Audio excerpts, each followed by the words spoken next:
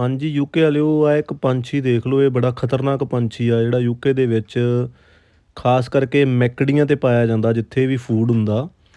ਜੇ ਮੇਰੀ ਗੱਲ ਕਰਾਂ ਤਾਂ ਇਹ ਮੇਰੇ ਵੀ ਪਿੱਛੇ ਫੂਡ ਕਰਕੇ ਹੀ ਆਇਆ ਹੋਇਆ। ਅਤੇ ਮੈਨੂੰ ਲੱਗਦਾ ਵੀ ਜਦੋਂ ਤੁਸੀਂ ਬੱਚਿਆਂ ਨੂੰ ਜ਼ਿਆਦਾ ਭੇਜ ਦਿੰਦੇ ਹੋ ਕਿ ਜਾਓ ਗੱਡੀ 'ਚ ਬੈਠ ਕੇ ਖਾਓ ਮੈਂ ਆ ਗਿਆ, ਅਤੇ 100 ਚੋਂ 90 ਬੱਚਿਆਂ ਤੋਂ ਇਹ ਫੂਡ ਖੋਹ ਹੀ ਲੈਂਦਾ ਲਗਭਗ। ਸੋ ਬੜਾ ਖਤਰਨਾਕ ਪੰਛੀ ਆ, ਤੁਸੀਂ ਇਹ ਤੋਂ ਬਚ ਕੇ ਰਹਿਣਾ। ਅਤੇ ਇਹ ਤੋਂ ਬਚਣ ਦਾ ਇੱਕ ਸੌਖਾ ਜਿਹਾ ਤਰੀਕਾ ਹੈਗਾ ਕਿ ਜੇ ਤੁਸੀਂ ਇਹ ਚੈਨਲ ਨੂੰ ਫੋਲੋ ਕਰ ਲਓ ਤਾਂ।